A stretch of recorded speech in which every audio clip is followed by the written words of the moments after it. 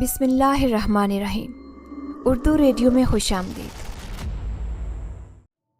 میرا نام نازیہ ہے۔ میں پڑھتی ہوں، دبنگ اور شرارتی طبیعت کی مالک ہوں۔ میری زندگی میں ایک ایسا واقعہ آیا تھا جب مجھ پر 2 قتل کا الزام لگا دیا گیا۔ مجھے اس چھوٹی سی عمر میں قاتل کے نام سے پکارا جانے لگا۔ میرے والدین میں صرف امی ہی تھی۔ ابا کا انتقال ہو گیا تھا کیونکہ انہیں ٹی بی تھی، ساتھ میں سگریٹ اور دیگر نشے کے بھی عادی تھے۔ میری ماں کے ساتھ ساتھ خاندان کے لوگ بھی مجھے نفرت کی نگاہ سے دیکھنے لگے تھے۔ ابا کا نام تو پہلے سے ہی بدنام تھا، لوگ انہیں نشئی اور نہ جانے کیا کیا کہتے تھے۔ امی بمشکل ہی میرا خرچ اٹھا رہی تھی، لیکن مجھ پر لگائے گئے الزامات کی بنا پر حالات مزید بگڑ گئے تھے۔ اسی کی وجہ سے جو رشتہ دار تھوڑی بہت مدد کرتے تھے انہوں نے بھی انکار کر دیا، جس کی وجہ سے امی بھی مجھ سے نالاں رہنے لگی۔ اس سے بڑھ کر تو ستم یہ کہ مجھے گاؤں سے نکلنے کا کہہ دیا گیا تھا، جبکہ وہ قتل میں نے نہیں کیے تھے، نہ ہی ان میں میرا کوئی ہاتھ تھا۔ گاؤں کے بچوں اور ان کی ماؤں نے مجھ پر پتھر برسانے کی بھی کوشش کی، مجھے زندہ دفنانے کی چالیں چلی گئی۔ لیکن اچانک میری زندگی میں ایک نیا موڑ آیا، جب مجھے اپنی جان بچانے کے لیے خود کو ایک ایسے جال میں پھنسانا پڑا کہ میں خود بھی اپنی اس حرکت پر حیرت زدہ رہ گئی۔ لیکن اس حالت سے نکلنا میرے لیے کافی مشکل امر تھا۔ مجھ پر ایسے قتل کے الزام تھے جو میں نے کیے ہی نہیں تھے، نہ ہی میرا کوئی دوش تھا۔ امی یہ دیکھیں میں اپنے ساتھ کیا لائی ہوں۔ میں گھر میں داخل ہوئی تو امی کو غائب پایا۔ جانے وہ کہاں تھی؟ پورا گھر چھان مارنے کے بعد دیکھا تو وہ باورچی خانے میں تھی، کیونکہ وہیں پر برتنوں کا شور برپا ہوا پڑا تھا۔ میں سر دھنتے ہوئے وہاں سے مرغی کو ساتھ لیے پورے گھر میں چکر لگانے لگی اور ساتھ ہی صحن میں موجود گندم کے دانے اسے ڈالنے لگی۔ اس مرغی کا سنہرا رنگ مجھے بے حد بھایا تھا۔ آتی ہوں، گھر میں داخل ہوتے ہی شور مچا رکھا ہے، تھوڑا دھیرج رکھا کرو۔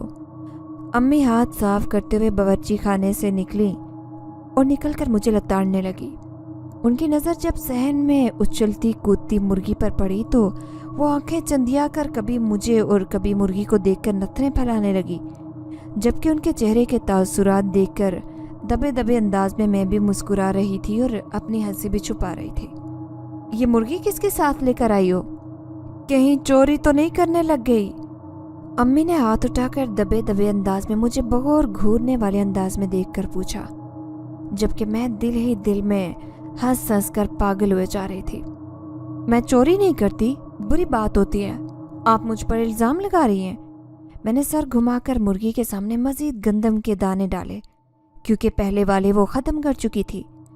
امی نے مجھے اس حرکت پر بھی گھورا تھا اور اس کے ساتھ ہی میں نے امی کو بھی صفائی دیتے ہوئے ان کے خدشے کو غلط ثابت کرنا چاہا تاکہ وہ مطمئن رہیں کہ میں نے کوئی چوری نہیں کی۔ تو پھر بتاؤ یہ کس کی مرغی اٹھا کر لائی ہو؟ امی کے ارادے مجھے کچھ خاص ٹھیک نہیں لگ رہے تھے۔ ان کا ارادہ یہی تھا کہ وہ مجھے آ کر 1-2 تھپڑ ماریں گی، لیکن پھر بھی میں خاموش تماشائی بنی کھڑی رہی تھی۔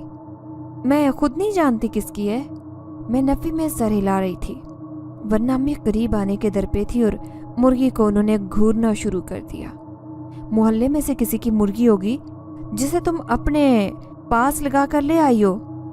اب کی مرتبہ امی بپھر کر بولی، چونکہ میں بے حد شرارتیں کرنے کی عادی ہوں، اپنے دوستوں کے اور مدرسے کے بچوں کی چیزیں تک اٹھا کر لاتی ہوں، تو امی کو یہی خدشہ تھا کہ میں مرغی بھی کسی کی اٹھا کر لے آئی ہوں، اور وہ ہے کہ میری سننے کو تیار ہی نہیں تھی، اپنے خدشات ظاہر کر رہی تھی۔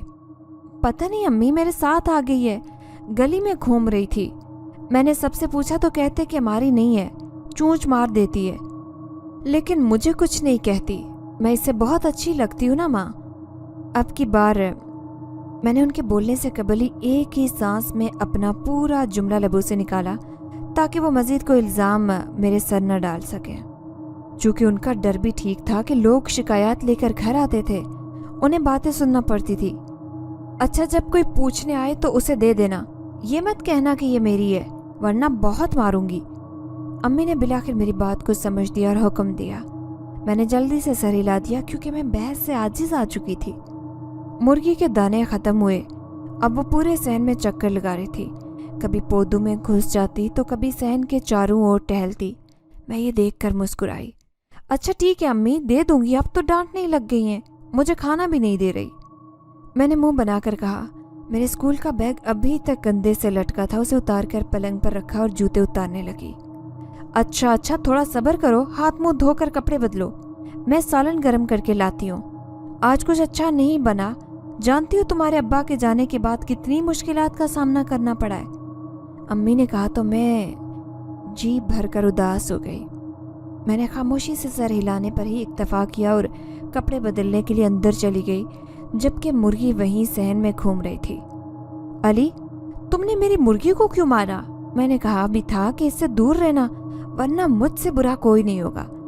एतवार का दिन था, मैं घर में खेल रही थी क्योंकि मेरी शरारतों की वजह से अम्मी मुझे घर से बाहर नहीं जाने देती। सो मैं घर पर ही रहकर उनके घर के कामों में हाथ बटा देती या फिर पढ़ लेती। लेकिन उस दिन अम्मी को अचानक पड़ोस में जाना पड़ा और फिर मुर्गी भी घर से निकलकर गली में चली गई।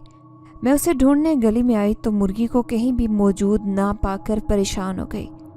मैं परेशान से दाएं बाएं देखती रही कि शायद कहीं से मुर्गी दिखाई देना शुरू हो जाए। यकलख्त मेरे कानों में मुर्गी की आवाज़ पड़ी, जैसे वो शोर मचा रही हो। मैंने उसे सहमे हुए देखा और सामने ही मोहल्ले के बच्चों के साथ खड़े अली को मुर्गी पर झपटते हुए पाया। मुर्गी कभी दाएं भागती तो कभी बाएं, क्योंकि उसके साथ मजीद कई बच्चे भी थे जो झपट रहे थे। मैं चीखती हुई अली के सर पर जाकर खड़ी हुई और उसके पास जाकर धाड़ती हुई आवाज़ में पूछा। वो मुझे यूं अचानक सामने देखकर तो चंद लम्हे के लिए बौखला सा गया। हम मारेंगे, बल्कि तुम्हारी मुर्गी की टांगें ही तोड़ देंगे, क्या कर लोगी बताओ? अली ने मुझे एक ही धमकी अमेज लहजे में सुनाकर धमकाया था। मैं पीछे लड़खड़ा कर गिरी और मेरा सर सीधा दीवार से जा लगा। मेरे सर में दर्द की एक शदीद किस्म की लहर उठी, जिसमें मुझे अपना सर घूमता हुआ महसूस हुआ।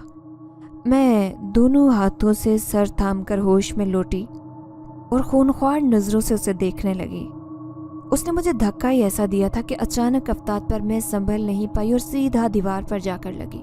मैं तुम्हारा मुंह तोड़ लूंगी, तुम्हारे सर पर पत्थर मारूंगी अगर तुमने मेरी मुर्गी को हाथ भी लगाया तो। मैंने घूमते हुए पत्थर को थामकर तेज रफ्तारी से बढ़कर उसका गिरेबान पकड़कर झिंझोड़ा।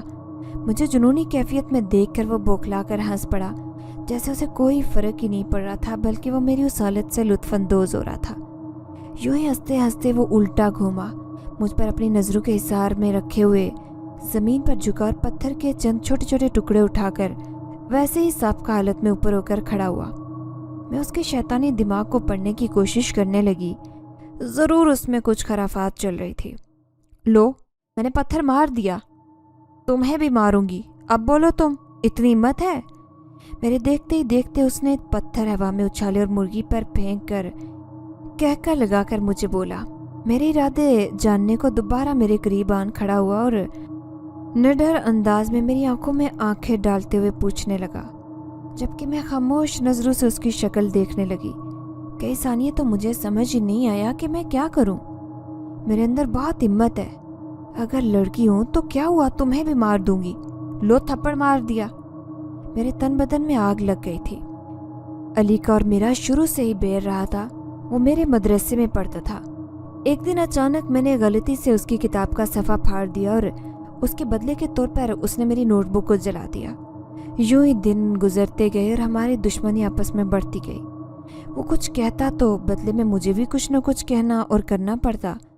इसी वजह से आज भी मुझे वो यूं ही आजिज कर रहा था। मैंने एक झटके से हाथ उठाया और अली के गाल पर चिपका दिया। वो हक्का बक्का मुझे देखने लगा और मैं उसके बौखला जाने पर दिल ही दिल में मुस्कुराई थी कि अब जाकर उसे सुकून आया होगा, क्योंकि आज से कबल मैंने उस पर हाथ नहीं उठाया था, बल्कि उसकी चीज़ें वगैरह ख़राब कर दिया करती थी। और आज वो मेरी मामूली चीज़ें ख़राब करने की बजाय एक जीती जागती मुर्गी को मारने पर तुला था। अरे इसे देखो, एक थप्पड़ मारकर शेरनी बन रही है। हाँ, बेवकूफ़ लड़की। थप्पड़ ज़ोरदार था, लेकिन अली को अपना भरम तो रखना ही था। सो वह हंसते हुए आस पास खड़े तमाशाई बच्चों को अपनी जानिब मबजूल करके कह के लगा कर बताने लगा, जबकि मैं मायनी खेजी से उसके सुर्ख गाल को देखने लगी जहाँ मेरे थप्पड़ का निशान मौजूद था। मेरी नज़रों के इर्तिकाज़ को देखकर वो थोड़ा घबरा गया।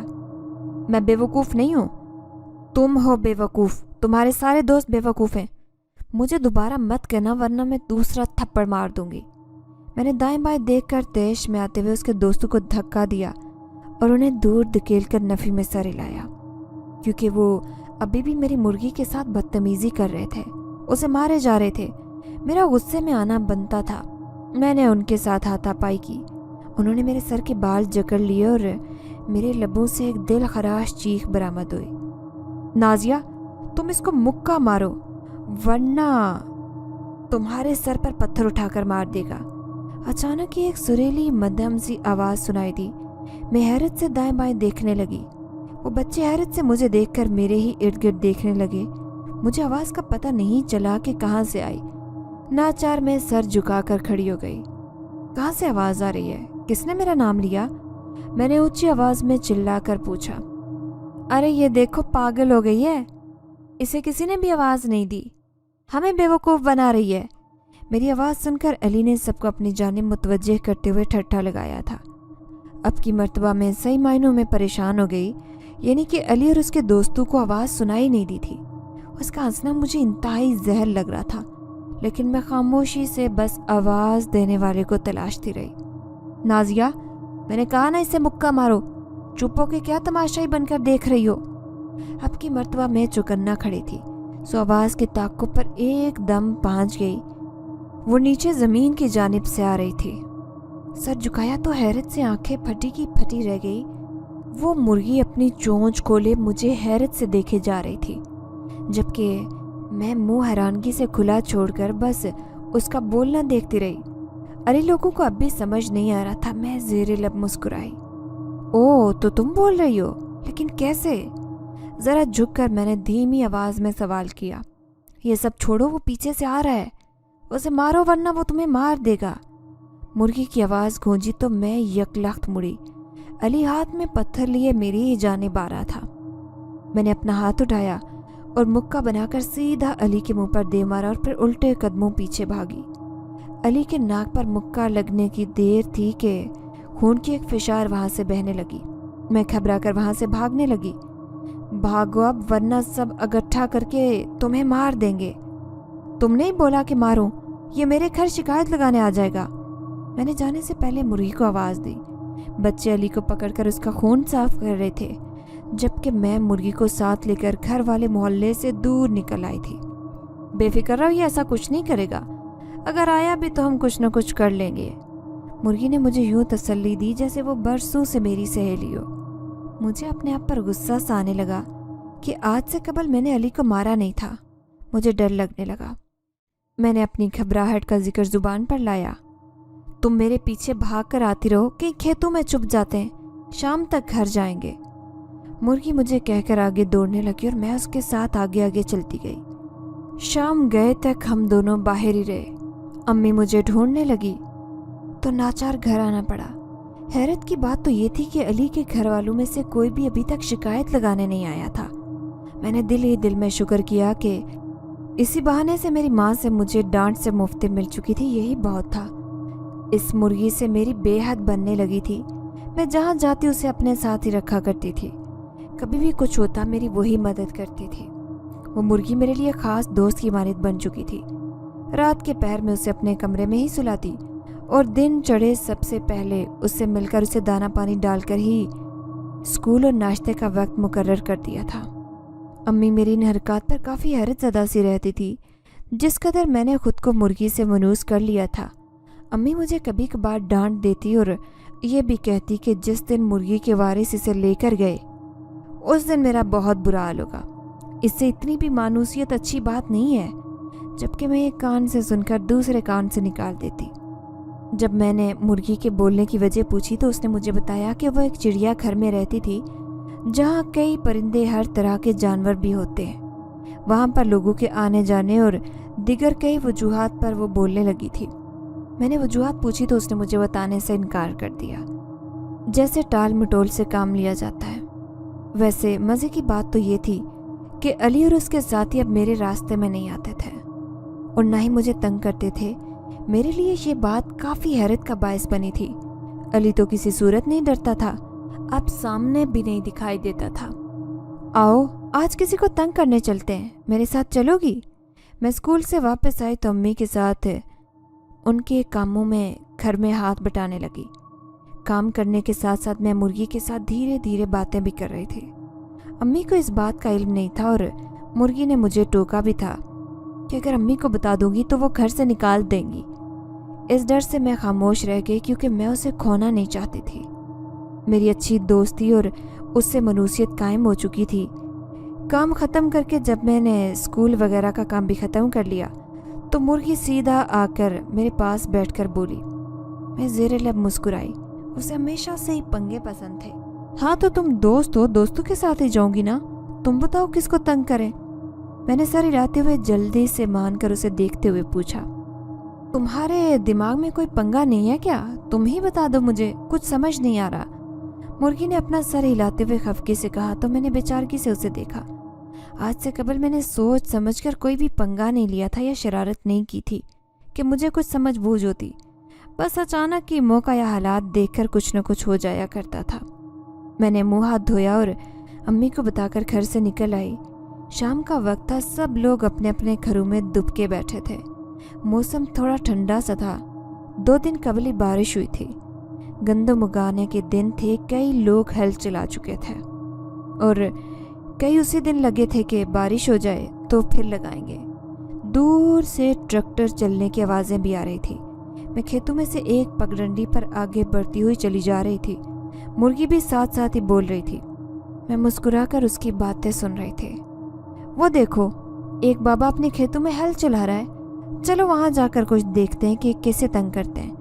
तुम कोई पत्थर वगैरह उठाकर झूली में रख लो, यहीं से उठा लो। अचानक थोड़ा आगे आने पर मुर्गी ने चिल्लाकर कहा। उसके दिमाग में न जाने क्या था। मैं हंसी और साथ ही कई पत्थर के टुकड़े उठाकर अपनी गोद में रख लिए। अलबत्ता उन पत्थरों का इस्तेमाल कैसे करना था ये मैं नहीं जानती थी, सो पत्थर उठाए उसके साथ साथ चल रही थी।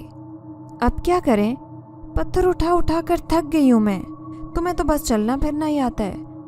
मैंने थक हार कर मुर्गी को मुखातिब करते हुए मुंह बनाकर पूछा। पत्थर उठाने की वजह से मेरे कपड़े भी खराब हो चुके थे। अम्मी मेरे ऐसे गंदे कपड़े देखकर मुझे ज़रूर डांटने वाली थी। ये पत्थर उस बाबे के ट्रैक्टर में डाल दो, फिर देखना उसका ट्रैक्टर खराब हो जाएगा, वो शोर मचाएगा, फिर हम दोनों वहाँ से भाग जाएंगे। मुर्गी ने मुझे दूर से उस बाबे को देखकर कहा तो मैंने आराम से सर हिला दिया।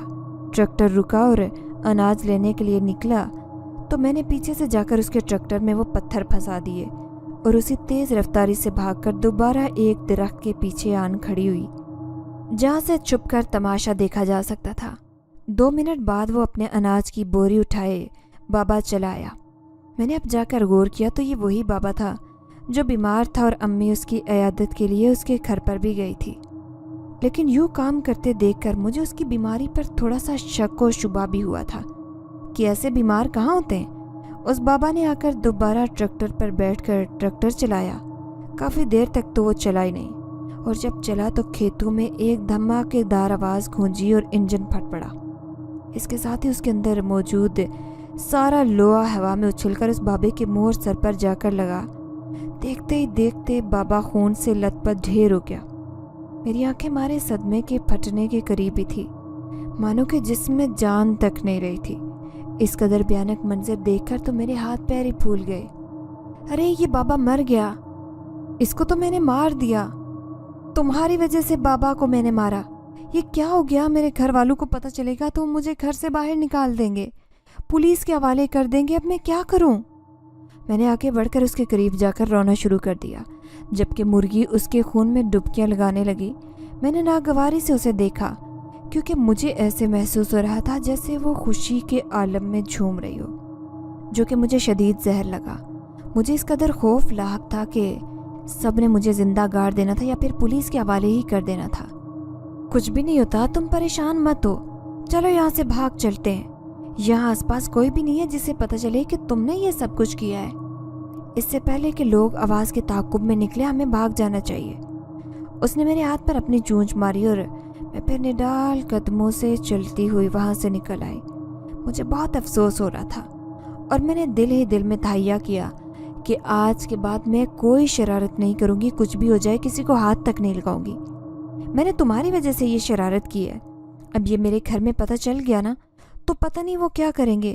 ہمارے خاندان والے بہت سخت ہیں، وہ پہلے ہی امی سے ناراض ہوتے ہیں، ہمیشہ لڑتے ہیں، اب وہ میری وجہ سے انہیں مزید تنگ کریں گے، انہیں باتیں سنائیں گے۔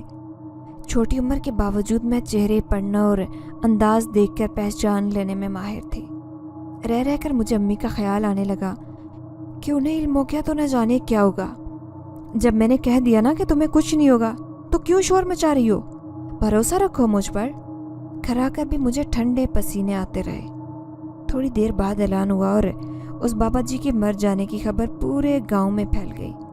امی ان کے گھر چلی گئی اور مجھے گھر میں تنے تنہا چھوڑ گئی۔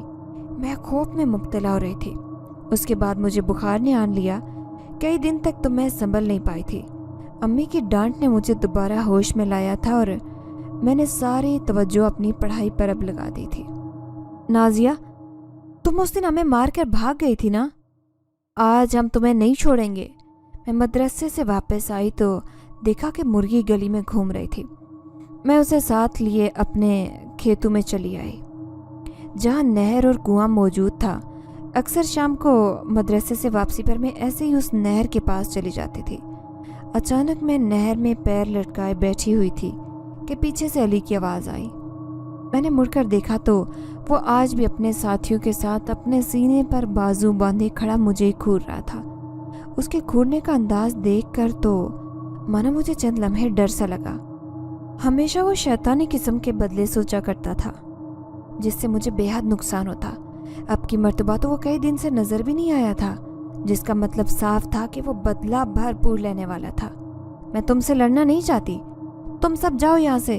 میری امی نے مجھے لڑائی سے روکا ہے، وہ مجھے ڈانٹتی ہیں۔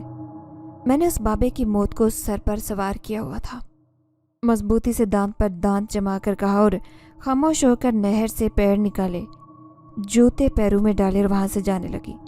ابھی میں آگے بڑھنے ہی لگی تھی کہ علی نے میری مرغی کو لات ماری۔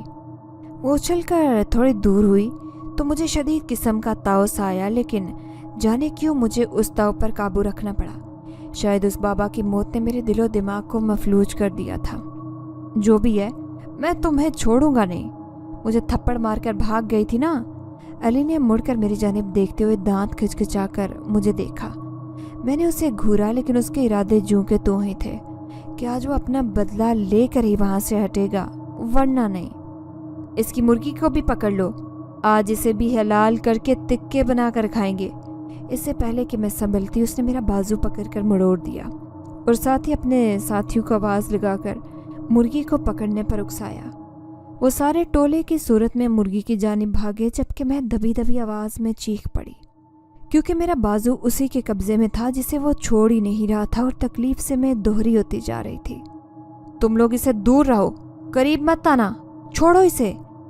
تم لوگوں سے لڑنا نہیں چاہتی، اس لیے مجھ سے لڑنے کی بجائے کسی اور سے لڑ لو۔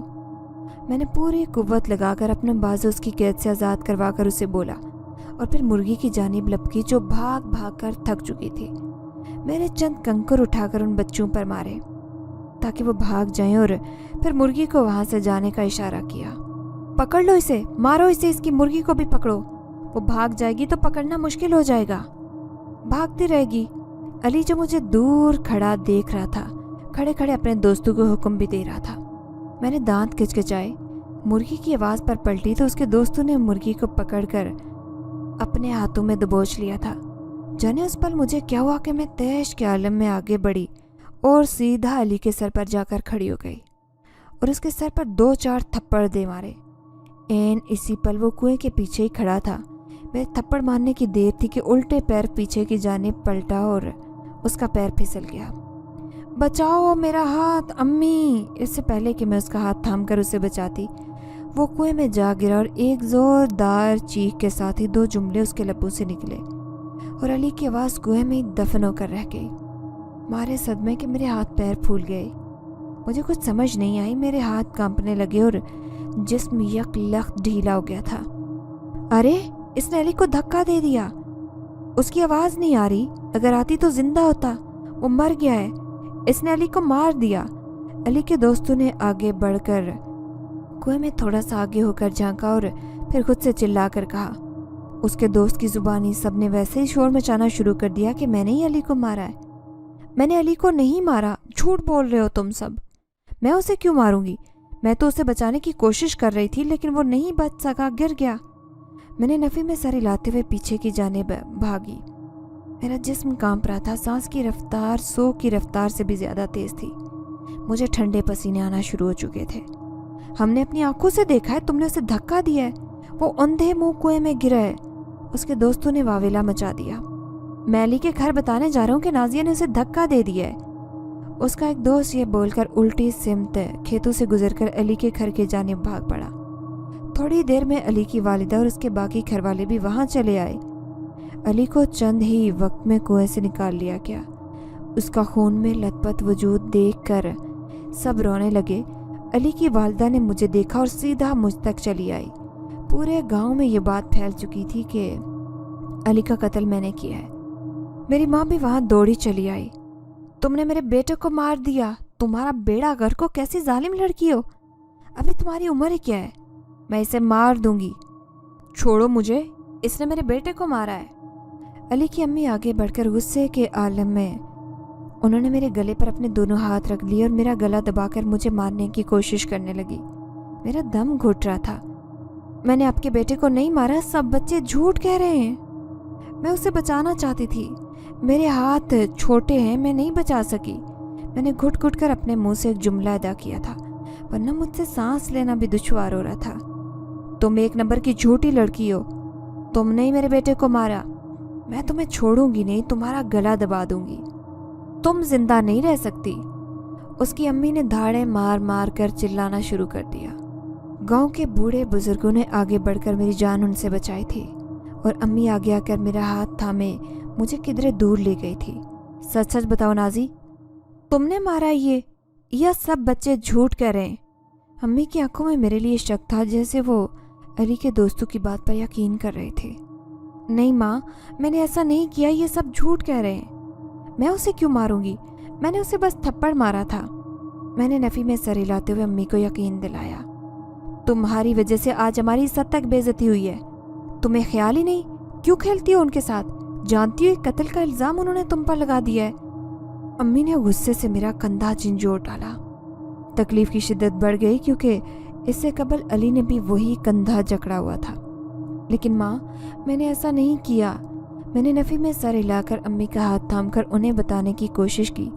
गुस्से से उन्होंने मेरा हाथ ही झटक दिया। बस बहुत हो गया, आज के बाद तुम मुझे यहाँ इन सब के साथ नजर ना आना, वरना मैं तुम्हारा गला दबाकर मार दूंगी तुम्हें। इससे पहले तो शायद गांव वाले ही तुम्हें मार दें। मैं तो अब तुम्हें नहीं बचा सकती। अम्मी ने तल्खी से मेरे चेहरे पर नज़र डालकर मुझे डराने की कोशिश करते हुए कहा, या शायद लोगों के अंदाजे देखकर वो उनके इरादे भी भांप चुकी थी। अली की लाश को घर लेकर चले गए। मैं भी उनके पीछे पीछे ही चली गई थी। मुझसे उसका खून में लथपथ वजूद देखा नहीं जा रहा था।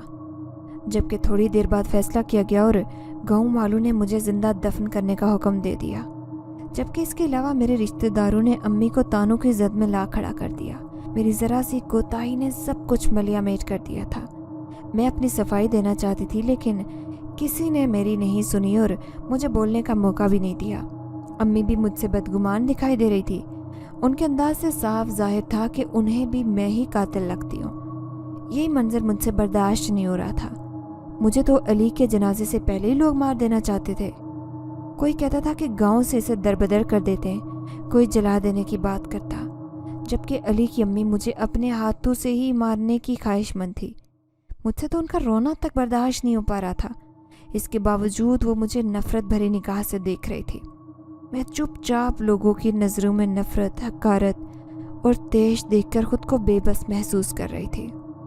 ये मौत हादसाती नहीं थी, उसे मारा क्या है? मैं अली के घर के बाहर मर्दों की जानिब बैठी हुई थी जब एक मौलवी बुजुर्ग का वहां से गुजर हुआ। उसने जब ये बात कही तो मैं हैरान हो गई और मुड़कर मौलवी को देखा, जिसके चेहरे पर सफ़ेद दाढ़ी थी और मिलनसार तबीयत के मालूम हो रहे थे। हम भी यही कहते कि इसे नाजिया ने मारा है, लेकिन कोई सुनता ही नहीं। आप ही उसे सजा दिलवाएं, हम तो बेबस हो चुके हैं। अली के वालिद ने कहरबार नज़रों से देखते हुए मौलवी बाबा से कहा और साथ ही मुझे खा जाने वाली नज़रों से घूरा।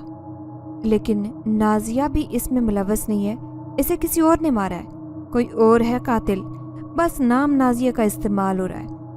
مولوی بابا نے مجھے اپنے پاس بلایا اور میرا سر تا پیر تک بھرپور جائزہ لیا، اور پھر علی کے والد کو مخاطب کیا۔ ان کی باتیں سن کر میں بھی دنگ رہ گئی۔ مجھے اپنا آپ ابھی بھی ڈولتا ہوا محسوس ہوا تھا۔ لیکن کون ہے بابا جی؟ علی کے ماموں نے آگے بڑھ کر سوال کیا۔ اس گاؤں پر ایک آسیبی سایہ ہے، شیطانی قسم کا، جس کے ارادے ٹھیک نہیں ہیں۔ شاید یہاں کچھ برا ہوا ہے یا اس کو کسی نے نقصان پہنچایا ہے۔ بابا جی نے گہرے پرسوز انداز میں جواب دیتے ہوئے اپنے ہاتھ میں پکڑی تسبیح کے دانے کو آگے کرتے ہوئے کہا، کیسا سایہ؟ جنات اس گاؤں میں؟ لیکن کیوں؟ سبھی وہاں موجود مرد حیرت سے بولے۔ میں بھی حیران ہوئی۔ یہ تو اس سے مل کر ہی علم ہوگا۔ فی الحال کے لیے یہی کہوں گا کہ سب احتیاط کر رہے ہیں، ورنہ بہت برا ہوگا، جس سے کئی جانوں کو بے موت مرنا پڑے گا۔ بابا نے سب مردوں کو ایک نگاہ ڈالتے ہوئے اپنے دبنگ انداز میں ڈرایا۔ سبھی چوکنا ہو کر بیٹھ گئے اور بابا کی باتوں پر اپنی توجہ مرکوز کی تاکہ وہ سائے سے بچ کر رہ سکیں۔ ہم کیا کر سکتے ہیں؟ کوئی حل ہے تو آپ ہی بتائیں۔ کیا کرنا چاہیے؟ ان میں سے کسی نوجوان نے بابا جی سے سوال کیا تو میں بھی تھوڑا 2 قدم آگے چل کر گئی تاکہ میں بھی سن سکوں۔ تم سب خود کو اپنے دعاؤں کے اثار میں رکھو اور اپنے بچوں کو، خود کو، الغرض ہر فرد کو، تاکہ کوئی بھی آسیب سوار نہ ہو سکے، حملہ نہ کر پائے۔ باقی میں خود دیکھ لوں گا۔ بابا جی نے دم کرتے ہوئے اسی پل وہاں چاروں اور پھونک ماری اور ساتھ ہی سب لوگوں کو ہدایات دینے لگے کہ کیا کیا پڑھا جا سکتا ہے جس سے وہ آسیب سے بچ سکیں۔ آپ نے تو ہمیں ڈرا ہی دیا ہے، اب جانے کیا ہوگا۔ آسیب 2 جانیں لے چکا ہے۔ اس سے قبل ایک بوڑھا شخص بھی مرا ہے جس کے قتل کا کچھ علم نہیں کہ کیسے ہوا۔ علی کے والد نے اس بوڑھے بزرگ سے اس کا ذکر بھی کر دیا تھا۔ مزید نہیں لے سکے گا، میں کچھ ایسا ہی کروں گا۔ تم سب پریشان نہ ہو، چلو جنازے کا وقت ہو گیا ہے۔ بابا جی نے سب کو تسلی امیز انداز میں سمجھایا اور پھر اٹھ کر کھڑے ہوئے کیونکہ جنازے کا وقت آ چکا تھا۔ کچھ دن گزرے تھے کہ گاؤں میں سوگواری اور ڈر اور خوف کا ماحول بن چکا تھا۔ اس کے ساتھ ہی ہر طرف آسیب کی باتیں چل رہی تھی۔ ایک دن وہ بابا میرے گھر چلے آئے۔ امی علی کے گھر گئی تھی۔ میں گھر میں مرغی کے ساتھ ہی بیٹھی تھی۔ جب وہ آئے تو مجھے دیکھ کر مسکرائے۔ میرے پاس موجود مرغی کو دیکھ کر آنکھیں سرخ لیے دبے دبے انداز میں گھورنے لگے۔ انہوں نے اپنی تسبیح کا ایک دانہ نکال کر مرغی پر پھینکا۔ دیکھتے دیکھتے وہ مرغی خطرناک قسم کی شکل لیے بڑی سی مخلوق میں بدل گئی۔ میں ڈر کر اس سے دور ہونے ہی والی تھی کہ اس نے مجھے جکڑ لیا، میرے گلے پر چھری رکھ دی اور میرا سانس اٹکنے لگا۔ تم اسے چھوڑ دو ورنہ میں تمہیں چھوڑوں گا نہیں، تم کبھی میرے ہاتھوں سے بچ نہیں سکو گے۔ بابا نے اپنے جلال میں آ کر اس سے کہا تو اس نے ایک بلند و بانگ کہکا لگایا اور ساتھ ہی مجھے مضبوطی سے جکڑ لیا۔ میں اچانک افتاد پر حیران، پریشان، خوفزدہ تھی۔ کبھی بابا کو دیکھتی تو کبھی اس کی شکل و صورت کی کراہیت کو۔ میں نہیں جاؤں گا، مجھے اپنے آپ کو آزاد کر کے یہاں سے جانا ہے اور ساری طاقتیں واپس لینی ہیں۔ اس کی آواز میں ایک جلال تھا، ایک تیش تھا اور ہر درمی تھی جسے دیکھ کر مجھے بھی تعجب ہوا اور خوف بھی محسوس ہوا۔ تم نے پہلے اس بچی پر قتل کے الزام لگائے ہوئے، اب اس کی موت بھی کر کے دم لوگے؟ بابا نے آنکھوں ہی آنکھوں میں مجھے دلاسا دیا اور چلا کر کہا۔ میں سب سمجھ گئی۔ مرغی کی صورت میں میرے ساتھ وہی شیطانی آسیب تھا جسے میں اپنا دوست سمجھ بیٹھی تھی۔ مجھ سے بے حد بڑی بھول ہو چکی تھی جس کا کفارہ 2 قتل ہونے کے باوجود نہیں چکایا جا سکتا تھا۔ اس محلے کے بچے تنگ کرتے تھے، میں اس کی مدد کرنا چاہتا تھا لیکن نہیں کر پایا۔ اچانک ایک بچے کے مرنے پر اس کے خون میں رنگنے کے بعد میری کچھ طاقتیں مجھے واپس مل گئی۔ تو مجھے پتہ چلا کہ میری ساری طاقتیں واپس آ سکتی ہیں، اس لیے انسانوں کو مارنا پڑے گا۔ وہ قتل اس نے نہیں کیے، وہ میں نے کیے تھے۔ وہ بچہ میں نے ہی گرایا تھا، وہ دوسرا بوڑھا مریض بھی میں نے مارا تھا۔ مجھے شیطانی کھیل کھیلنا تھا تاکہ میں اپنی طاقتیں واپس لا سکوں، جس کے لیے مجھے انسانی خون کی ضرورت تھی۔ مجھے قتل کرنے تھے۔ سب نے اپنی اپنی جانوں کو بچانا شروع کر دیا تھا، لیکن مجھے اس کو مار کر ہی طاقتیں لانے کا خیال آیا۔ میں اسے کچھ نہیں کہنا چاہتا تھا لیکن مجبوری ہے۔ ان قتلوں کا بس الزام اس بچی پر تھا کیونکہ میں اس سے منحوس تھا اور یہ میرے سے۔ اسی محبت میں یہ کچھ نہیں کہتی۔ آج بھی مجھے یہ تکلیف میں نہیں دیکھ سکتی۔ اسے آج بھی میرے ظلم سہنے کے بعد بھی میرا ہی خیال ہے۔ اسے میرے چہرے پر موجود بے بسی دیکھ کر یوں لگتا تھا کہ شاید میں اس کا ساتھ دینا چاہتی ہوں یا پھر اس کی طرفداری کرنا چاہتی ہوں، جبکہ حقیقت تو یہ تھی کہ میں ایک دوست کھونے کے بعد اس کے لیے دلی ہمدردی محسوس کر رہی تھی، جو غلط عمل تھا، جبکہ موجودہ وقت میں بھی مجھے وہ اپنی جان بچانے کے لیے مہرے کے طور پر استعمال کر رہا تھا۔ تمہاری طاقتیں لی کس نے تھی؟ تم مجھ سے جا کر کیوں نہیں کچھ کہتے؟ اس بچی اور ہم انسانوں کی جان کو کیوں نقصان دے رہے ہو؟ جس نے تمہیں نقصان دیا اسی سے طاقتیں لیتے، تم جیسوں کا کیا کام ہے؟ بابا نے اسے قدرے تھوڑی نرمی سے مخاطب کرتے ہوئے سوال کیا۔ ان کے جلال میں اس پل کمی تھی جس پر میں بھی تھوڑا حیران ہوئی، لیکن یہ سوال بھی قابل غور ہی تھا جسے پوچھنا ضروری تھا۔ میں شرارتی جن زادہ تھا، شرارتیں میرا خاصا تھی۔ ہمارے ہاں جب شرارتیں کی جائیں اور اسے کسی کو نقصان پہنچے تو اس نقصان کے برابر سزا دی جاتی ہے۔ میں نے یہ شرارت کر دی تھی، اپنے جنوں کے سردار کا تاج پہن لیا، یہاں تک تو ٹھیک تھا، لیکن پھر اس کو توڑ بھی ڈالا، جس کی بھرپائی کی صورت میں مجھ سے میری ساری طاقتیں چھین لی گئی تھی۔ مجھے مرغی بنا کر انسانوں کی دنیا میں بھیج دیا گیا۔ یہاں آ کر جب میں نازیہ سے ملا تو یہ شرارتیں کرتی رہی۔ ایک دن اچانک میری آواز لوٹ آئی اور اس کے بعد قتل کیا تو کئی طاقتیں بھی مل گئی۔ جبھی تو میں نے اس کا استعمال کرنا شروع کر دیا تاکہ میں آزاد ہو سکوں اور یہاں سے واپس چلا جاؤں۔ جنزادے نے دھیرے دھیرے ساری کہانی بتا دی اور سارا پول کھول کر رکھ دیا۔ مجھے ابھی سمجھ آیا کہ میرا استعمال بڑی سمجھداری سے کیا گیا تھا، جس کا مجھے شک و شبہ تک نہیں ہوا تھا۔ تو کیا تم اپنے فائدے کے لیے کسی کی جان لوگے؟ یہ حق تمہیں کس نے دیا ہے؟ اور آخر کیوں اس کی جان لینے پر تلے ہو؟ کیوں اسے بدنام کر رہے ہو؟ چھوڑ دو، اگر خود اس کی جان نہیں چھوڑو گے تو پھر میں بھی تمہیں نہیں رہنے دوں گا۔ زبردستی کرنے پر تم مجھے مجبور کر رہے ہو۔ بابا نے تیش میں چلا کر اسے دھمکایا۔ وہ حقیقتاً جنون میں دکھائی دے رہے تھے۔ ان کے ہاتھوں میں موجود تسبیح کے دانے بدلتے جا رہے تھے، زبان پر ورد بھی جاری و ساری تھا۔ چھوڑو، مجھے درد ہو رہا ہے، یہ ہاتھ ہٹاؤ، میرا سر گھوم رہا ہے، ہٹ جاؤ۔ میں کافی دیر سے یوں ہی جکڑے رہنے کی وجہ سے تھک گئی تھی۔ بلاخر اپنی خاموشی توڑ کر چلا اٹھی۔ آج سے قبل تم اس کے سامنے نہیں آئے ہو تو بھگتو، یہ تمہاری شکل دیکھ کر ہی تم سے نفرت کر لے گی اور میں تمہیں ہوا میں معلق کر دوں گا۔ بابا جی نے استہزائیہ ہنسی کے ساتھ شیطانی حسیب جنزادے کو سنایا، جو پہلے رحم دل تھا لیکن اب اپنے مفاد کی خاطر انسانوں کی جان لے رہا تھا۔ اس سے پہلے میں اس بچے کی جان لے کر خود کی طاقتیں واپس لے آؤں گا اور پھر تمہیں یہاں سے مار کر بھاگ جاؤں گا۔ ہاں، اس نے شیطانی قسم کا کہکا لگایا۔ کچھ منتر پڑھنے سے اس کے ہاتھوں کی زنجیریں آ گئی جن سے وہ میرے ہاتھ جکڑنے لگا۔ اس کے بعد وہ بابا کو قابو کرنے کی کوشش کرنے لگا، لیکن اس پل وہ اپنے حصار میں تھے، جس کی بدولت انہیں نقصان پہنچانا کافی مشکل کام تھا، لیکن وہ جن زیادہ اپنی کوششوں سے ہار نہیں مان رہا تھا۔ تم مجھے چھوڑو، کیوں مار رہے ہو؟ میرا گلا درد کر رہا ہے۔ جب بابا کی جان نہیں لے سکا تو وہ مڑا اور سیدھا میرے سر پر آن کھڑا ہوا اور میرے گلے پر اپنا سیاہ ہاتھ جماتا رہا۔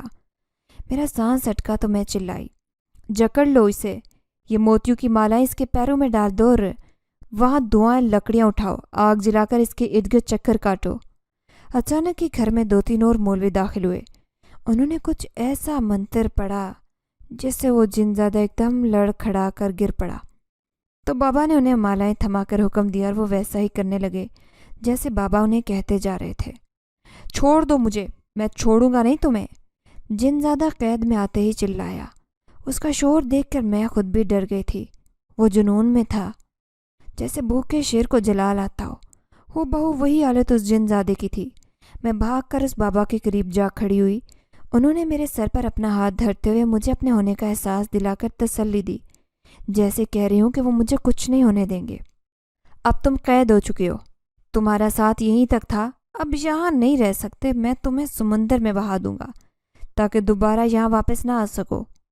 بابا نے ایک دم آگے بڑھ کر کچھ ایسا پڑھا کہ وہ جن زیادہ ایک چھوٹے سے بونے کی شکل اختیار کر گیا اور بابا نے بوتل لے کر اسے بوتل میں قید کر کے اس کا ڈھکن بند کر دیا۔ آپ اسے مت لے کر جائیں، یہ میرا دوست ہے۔ جانے کیوں اچانک مجھے مرغی کا روپ دکھائی دیا تو میں نے بابا کا ہاتھ تھام لیا اور انہیں روکنے لگی۔ اگر یہ یہاں رہا تو سب کچھ تباہ کر دے گا، سب سے پہلے تمہیں ہی دوست بن کر ڈھانس لے گا۔ بہتر ہے کہ اس کو بھول جاؤ، ابھی دیکھا نہیں کس طرح اس نے تم پر حملہ کیا تھا؟ بابا نے میرا گال تھپتھپا کر مجھے سمجھایا اور وہ وہاں سے اپنے ساتھیوں سمیت چلے گئے۔ اس سب سے اپنے آپ کو بے قصور کرنے میں مجھے بے حد محنت کرنی پڑی۔ سب سے بڑھ کر تو مجھے اپنی جان جوکھم میں ڈال کر خود کو اس اذیت سے نکالنا پڑا۔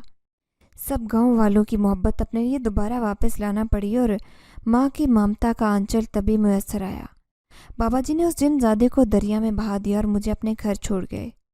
سب نے میری سلامتی پر مجھے مبارکباد دی۔